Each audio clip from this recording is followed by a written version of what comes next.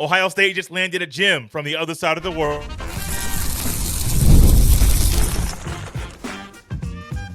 You are Locked On Buckeyes, your daily podcast on the Ohio State Buckeyes. Part of the Locked On Podcast Network, your team every day. Welcome in, Buckeye fans, to a bonus episode of Locked On Buckeyes, which is your daily Ohio State podcast, part of the Locked On Podcast Network, your team every day. I'm your host, Jay Stevens, veteran sports talk host, delivering passionate coverage about your Buckeyes. And during today's show, we will discuss the role the Buckeyes' latest commit will have in the upcoming season. But first, Jake Diebler has been busy, and there's no time to rest for Ohio State's basketball coach as he has trying to stockpile all the talent the Buckeyes need to be a force in the upcoming season. And he, once again, finds a gem on the recruiting trail. And this one is from the other side of the pond in Mathieu Grujicic.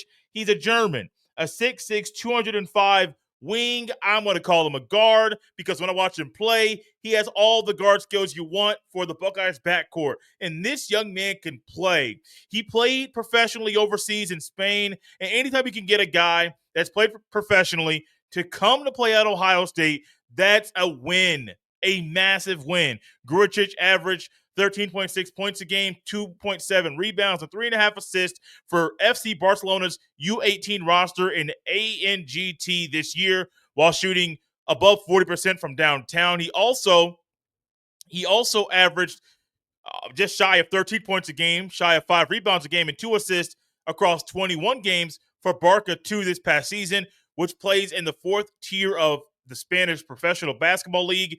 He shot 48.5% from the field and 33.6% from downtown. He's playing internationally at only 17 years old. He turns 18 in July, and so he has youth on his side. But that professional experience on the other side of the pond is huge because you're coming into America, into Ohio State, with some wear and tear on you, and you are a little bit more mature than the average 17-year-old. And his game is fun to watch. My goodness. I was watching various plays of him playing overseas, and I love whoever put this film together. It was him scoring off of a pick, and it was various plays off of that, him assisting and creating for other people, and various plays doing that, various plays of him shooting from downtown. And this young man has a smooth stroke in Ohio State, in a team that desperately needs more shooting. He can provide that for him. We'll dive more into that in the very next segment, talking about what he provides to Ohio State in the upcoming year. But you can easily see he can pick and drive to the basket. He can pick and step back and shoot. He can pick and just drop in that floater. He has a nice stroke from downtown, but he can also create. Now, the assist numbers aren't there where you're thinking about a 8 or 9.5 assists per game kind of guy. You're not seeing that. But he is solid, and he is a team player, and he fits in his role, and he didn't seem like he was doing anything out of character or taking away from somebody else's touches during the game. It was just in the flow of the game, what works. He can read and react very, very well. He has a great understanding about reading a defense and how to attack the creases or the openings on a defense out there. I love what Jake Diebler is doing. Earlier this week, getting Miles Hero. Now getting Mathieu Grujicic. I like it. And he's also coming in with another foreigner. This Christoph Tilly is a transfer from South Carolina, from Santa Clara. But these two guys together, the international flavor that is coming to Ohio State, this might be something that's a thing that Jake Diebler is going to be working hard to bring to Ohio State. Now, it also is going to be a culture shock when you go from playing overseas. First, he's from Germany, and then he's playing in Spain, but now he's going to come to America. I don't know if the young man's been to America before. If he has, great. If he hasn't, okay. Either scenario, you still got to get acclimated to life as a college athlete because you're going from playing professional basketball to playing basketball at college and at the collegiate level in America, but also you're going to class.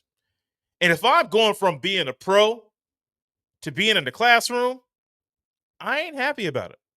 That's me personally, because I ain't gonna lie to you. I wasn't a fan of school. I graduated high school, graduated college, did what I had to do to graduate those levels, but I wasn't a fan of school. And just one thing that can make someone a little annoyed is the fact that you go from being a professional, living on your own, making your own money, to going to class and playing ball. I like the pickup of Mathieu Grujicic. I think he can provide an impact for the upcoming season that the Buckeyes desperately need. I'll tell you what that is next. This episode is brought to you by FanDuel. The NBA playoffs are in full swing, and every night delivers highlight-worthy performances, major momentum shifts, and can't-miss moments. Whether it's a game-winning shot or a breakout player, there's never been a better time to get in on the action. FanDuel makes it easy to stay in the game before tip-off and live with player props, performance trends, and same-game parlays. Fans have more ways than ever to play smart and win big. New to FanDuel? It's the perfect time to sign up. Head to FanDuel.com and place your first $5 bet. If it wins, you'll get $200 in bonus bets. I'll say that's so good I got to say it again. Are you new to FanDuel?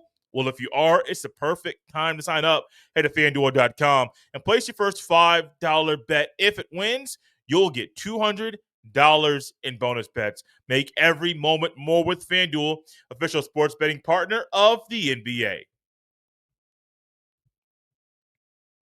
Thank you all for tapping Locked on Buckeyes, making this bonus pod a part of your day. Mathieu Grujicic's game is going to fit in very well with what Jake Diebler wants to do in the upcoming season. I think about some of the clips we saw from the preseason a year ago, where Diebler was very intense in practice, even being hands-on and participating with the players, being a guy that's pushing and being intense on defense and wanting guys to raise their level of intensity every single play. Also, being fast and being aggressive on defense. The things that Diebler wants on the offensive side of the ball, I believe Grujicic is going to fit those very, very well. In a backup role, it would not shock me that at any point in time, he is a backup to John Mobley Jr. or Devin Royal at the 2 and 3 spot in next year's team.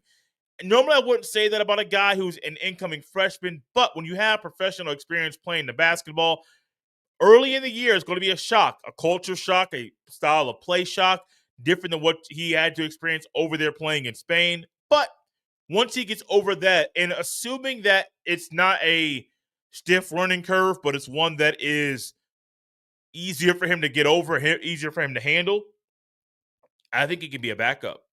Because Ohio State needs shooters. Yeah, you got John Mobley Jr., he can shoot the lights out. Who on the roster do you look at and you say he can knock down a shot in crunch time when needed? Or he can create for the other guys around him while being a shooter first on the roster. I mean, there's guys out there that can do it. But I think we think about scoring first. I think Grujicic is that guy. He provides the firepower. He provides the experience. He provides the maturity that the Buckeyes need off the bench. And I think he could be a backup because his professional experience playing the basketball. The Buckeyes 2025 class, one thing I don't think I've mentioned, in the previous segment, is he is eligible to play right to right. He's not coming in. He's not joining the Buckeyes 26 cycle. He's joining the Buckeyes 2025 recruiting class, who just got a commitment from Miles Hero recently. And then the other offseason pickups are Gabe Cupps, Christoph Tilley, Jason O from Baylor. You also got to remember there's Brandon Noel, who's a transfer from Wright State, who is probably going to be the starting four-man for Ohio State this year. My projected starting lineup for the Buckeyes, I know it's June. Their season does not start until the fall. But right now, 1 through 5, Bruce Thornton, John Mobley Jr., Devin Royal, Brandon Noel, and Christoph Tilley. Noel and Tilley being the transfers that are playing their first year at Ohio State. But I do think this 5 can be competitive in the Big Ten.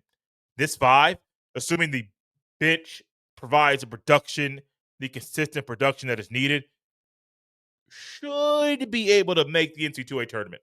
I'm not going to make a bold proclamation that it's going to happen. I am just going to say, y'all, it should happen. Because every single year, no ifs, ands, or buts about it, it should be expected that Ohio State makes the NCAA tournament. And with the addition, not even really of Miles Hero, because I don't even think Miles Hero is going to be a rotation guy until maybe year 3. Redshirt this year, bulk up a little bit, get acclimated to collegiate basketball. Year 2, which is your redshirt freshman year, okay, you can't redshirt anymore, but I still don't think he's going to be a bigger guy and a guy that's going to play in rotation next year. I think year 3 for him is where things are going to pop for Miles Hero. Not the same thing for a guy who's coming from from across international waters, that's already played professionally, that is doing some things, even on a 4th-tier league in Spain, doing them very, very well and at a high level. Great pickup, Jake Diebler. The Miles Hero pickup, great job. The Mathieu Grujicic pickup, great job. One's a developmental guy. One can provide an immediate impact. You need both those guys on a roster. We say that a lot about football, about the offensive line is a developmental position and that you don't really expect the guy to play until year 3. Yeah, maybe you get some guys that are gems like a Paris Johnson Jr. that plays year 1, and then plays year 2, plays year 3, is a first-round pick like he was expected to be before he came on campus. Yeah, those are things that happen. But for the most part, you're looking at guys on the offensive line on a football team that are developmental guys. Year 2, normally the earliest is year 3, the time you think someone's going to make an impact. Not for Grujicic. I think it can happen immediately. Thank y'all for tapping in a Locked On Buckeyes, making this bonus pod a part of your day. For your second listen, check out the portal, because my guy Brian Smith, he's got the latest rumors. He has the info on the portal entries and all the signings. Be the most informed fan on the rapid changes to the college football landscape. Find the portal and Locked On Buckeyes on the YouTube or wherever you listen to podcasts. You can follow me on any social media platform or jstevens07. Send every email to jstevens317@gmail.com. This has been Locked On Buckeyes right here on a Wednesday. We'll see you next time.